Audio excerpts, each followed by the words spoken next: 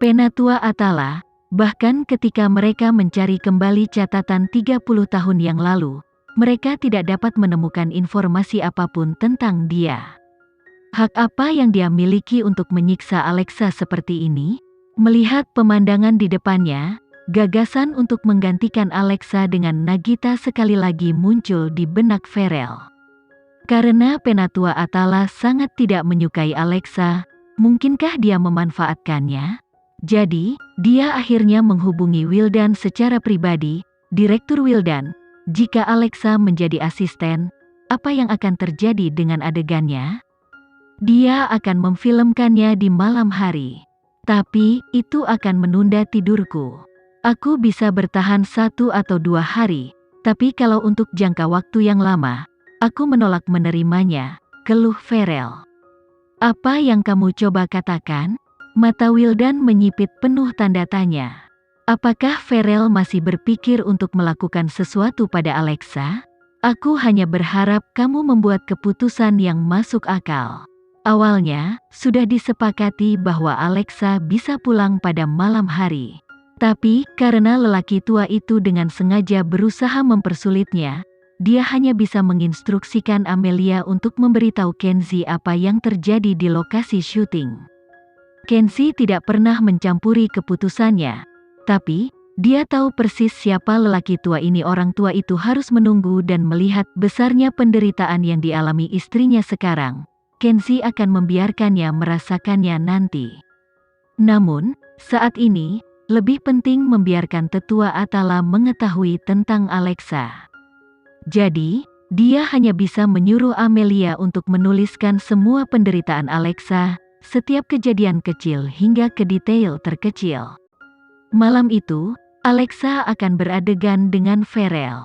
Mungkin karena omelan lelaki tua itu, Ferel menyadari bahwa akting Alexa telah berubah. Saat ia berganti karir dari seorang model, Alexa memiliki bakat tetapi kurang pengalaman. Seringkali, dia berusaha memperkuat kekuatannya dan menghindari kelemahannya. Tapi sekarang, apakah dia sudah mempelajari beberapa keterampilan teknis? Adegan yang mereka rekam adalah saat mereka lewat di jalanan. Karakter Ferel sadar bahwa Alexa sedang mencarinya. Tetapi, setelah mengetahui bahwa karakter Alexa adalah seorang petugas polisi, dia tidak punya pilihan selain meninggalkannya. Melihat kepanikan di mata Alexa, Ferel menjadi linglung sejenak. Wildan memperhatikan ini, potong. Ada apa Ferel? Aku baik-baik saja, sutradara, ayo pergi lagi. Ferel menarik kembali fokusnya, namun merasa seperti terjebak dalam kesulitan. Dia sekali lagi tidak yakin apakah dia harus mengganti Alexa. Atala juga datang untuk menonton Alexa di lokasi syuting. Pada akhirnya dia mencemooh, setidaknya dia punya potensi. Lelaki tua itu sepertinya mempersulit Alexa, namun kenyataannya, dia tidak dapat menyangkal bahwa Alexa adalah cucunya. Dia diizinkan untuk menindasnya, tetapi itu tidak berarti orang lain bisa. Dia adalah tipikal anggota keluarga Leonard. Keesokan harinya, Alexa tampak sedikit pucat. Melihat hal tersebut, lelaki tua itu memutuskan untuk tidur siang. Alexa mengambil kesempatan ini untuk juga berbaring di meja sebentar, sebelum keluar ke lokasi syuting bersama lelaki tua itu untuk menonton film orang lain. Setiap orang punya kelebihannya masing-masing dalam hal akting. Sekalipun seseorang memerankan karakter kecil, mereka tidak boleh mengabaikan keberadaannya. Terkadang, bahkan karakter kecil pun bisa membuat atau menghancurkan keseluruhan film, lelaki tua itu menjelaskan kepada orang-orang di sekelilingnya. Kenyataannya, dia sebenarnya mengatakan ini pada Alexa. Hasilnya, Alexa dengan hati-hati memperhatikan tindakan setiap orang dan mencatat segala sesuatu yang layak untuk dipelajari. Saat syuting, Ferel mengangkat kepalanya untuk melihat Alexa dan lelaki tua itu. Setelah merenung sedikit, dia memutuskan untuk mencoba lagi rencananya. Jadi, asistennya menghubungi lelaki tua itu dan lelaki tua itu setuju untuk bertemu dengannya malam itu. Karena Alexa harus syuting di malam hari, lelaki tua itu tentu saja tidak membawanya. Di dalam kamar pribadi sebuah restoran hotel, tetua Atala melambaikan kipas angin di tangannya sambil bertanya pada Farel, "Terus terang saja, apa yang ingin kamu bicarakan denganku?" "Sejujurnya tetua Atala, aku ingin menjadikan Nagita pemeran utama wanita dalam film ini. Karena kamu juga tidak menyukai Alexa, bisakah kamu menggantikannya? Kita bisa menegosiasikan harganya." Farel bertanya pada lelaki tua itu dengan berani. Dia berasumsi bahwa rasa jijik lelaki tua itu terhadap Alexa adalah hal yang lumrah. Orang tua itu memandang Farel dan tertawa sambil menutup kipasnya. "Apakah menurutmu aku tidak menyukai Alexa? Setidaknya aku yakin kamu lebih menyukai Nagita." "Siapa yang memberitahumu hal itu?" Naluri protektif Tuan Atala langsung bertindak. "Saya sebelumnya menyebutkan bahwa Nagita konsisten dengan aktingnya, namun saya belum menunjukkan kesalahannya. Saya pikir kamu sudah mendapat pelajaran dari adegan mobil." Ekspresi Farel berubah. Karena Alexa tidak lagi menyebutkan kejadian itu, dia hampir melupakannya. "Jadi, bagaimana orang tua ini mengetahuinya?" Itu tadi." Farel mencoba menjelaskan. "Cukup. Satu-satunya alasan aku meminta Alexa menjadi asistenku adalah karena harapanku padanya tinggi. Di sisi lain, aku tidak punya harapan pada kalian semua karena aku tidak peduli," kata tetua Atala dengan nada menghina. "Saya percaya Tuhan pada akhirnya akan menghukum mereka yang mempunyai niat jahat." Setelah berbicara, Penatua Atala berdiri untuk pergi, tetapi Farel tiba-tiba meledak dalam kemarahan. "Apakah kamu pikir kamu maha kuasa hanya karena kamu adalah seorang investor? Jika aku tidak maha kuasa, apakah kamu akan berdiri di sini di hadapanku?" Lelaki tua itu langsung membantah. "Alexa melepaskanmu, jadi kamu harus menghargainya. Jika kamu mencoba melakukan sesuatu yang rumit lagi, bahkan Tuhan tidak akan bisa menyelamatkanmu."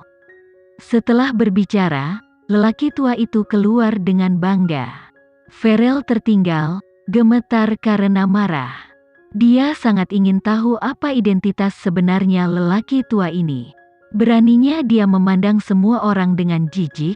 Malam itu, setelah pulang ke rumah, Farel tidak nafsu makan. Pada akhirnya, dia menelepon asistennya dan memerintahkannya untuk menangani beberapa masalah. Akibat perbuatannya, keesokan paginya, kru produksi mulai menerima panggilan telepon dari media, yang menanyakan apakah Alexa diintimidasi dan apakah ada investor yang melakukan sesuatu yang tidak senonoh padanya. Media menelepon berulang kali, mencoba mengkonfirmasi informasi ini. Jadi, Wildan tidak punya pilihan selain mengabaikannya dengan mengatakan tidak ada hal seperti itu yang terjadi. Namun hal tersebut tidak menghalangi awak kapal untuk membocorkan informasi. Informasi seperti foto Alexa mencuci pakaian dan memasak untuk lelaki tua itu. Kali ini, rumor tersebut sekali lagi menyebar dengan cepat. Faktanya, orang-orang mulai mengatakan bahwa Kenzie mengetahui hal ini, dan itu telah mempengaruhi pernikahannya dengan Alexa. Setelah melihat beritanya, Penatua Atala duduk bersama Wildan dan menghela nafas. Farel ini belum belajar apapun. Skema Farel kali ini cukup kejam. Dia berpikir, dengan membocorkan informasi ke media, semua orang akan menganggap informasi itu berasal dari Alexa. Niatnya adalah agar Alexa dan lelaki tua itu berselisih satu sama lain, sementara dia duduk di samping dan mendapatkan keuntungan. "Tuan Atala, apa pendapatmu tentang masalah ini?" "Kita tidak bisa membiarkan dia tinggal," jawab tetua Atala lugas sambil melambaikan kipasnya. "Mengapa kamu tidak mengungkapkan identitasmu?" "Jangan terburu-buru," Tuan Atala menahannya. "Biarkan dia memainkan permainannya sampai akhir sebelum kita memberinya tamparan keras. Jika kita mengalahkannya begitu cepat, itu terlalu mudah baginya. Sementara itu, Carilah seseorang untuk menggantikannya. Kandidat bisa punya sikap, tapi tidak bisa punya niat buruk. Iya, saya mengerti, jawab Wildan. Kenyataannya, meskipun lelaki tua itu tidak memerintahkannya melakukan hal ini, dia tetap akan melakukannya. Dia percaya, meskipun filmnya sukses, tapi pemeran utama prianya adalah orang yang berhati gelap, itu akan menjadi noda pada produksinya. Tidak mungkin dia membiarkan hal itu terjadi. Awalnya, ia akan memberi Farrell kesempatan jika ia berubah menjadi lebih baik. Siapa sangka keinginan jahat di hatinya akan terlahir kembali.